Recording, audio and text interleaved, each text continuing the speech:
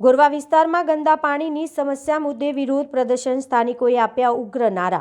વડોદરા શહેરના ward number 11માં આવેલા ગોરવા વિસ્તારમાં શિવશક્તિ, જય ગણેશ અને જય અંબે સોસાયટીમાં લાંબા સમયથી પીવાના પાણીમાં ગંદકી આવતી હોવાની તેમજ ગટરો ઉભરાવાની સમસ્યા સર્જાઈ છે।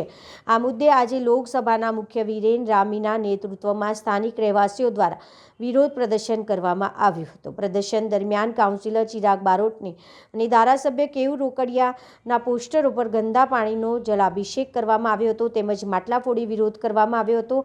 સાથે જ હાય રે ડેપ્યુટી મેયર ચિરાગ બારોટ અને હાય રે ધારાસભ્ય કેયુર રોકડિયા જેવા નારા લગાવવામાં આવ્યા હતા।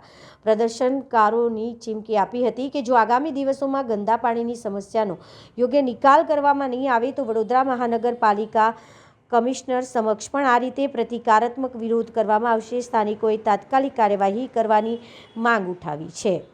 ગોરવા વિસ્તાર છે, સમસ્યા અમારે ગંદા પાણીની તો છેલ્લા 6 મહિનાથી છે, ગટરની તો છેલ્લા 10 વર્ષથી છે, એવું કહીએ તો પણ ચાલે। ગટરની સુવિધા અમને જ્યારથી આવસોમાં રહ્યા ત્યાંથી અમને મળી જ નથી અને એક રોડની તકલીફ છે અમને। અમે ગંદા પાણી કોર્પોરેટરને એમએલએ ઉપર અભિષેક કરીને કર્યો છે અને માટલા ફોડ્યા છે।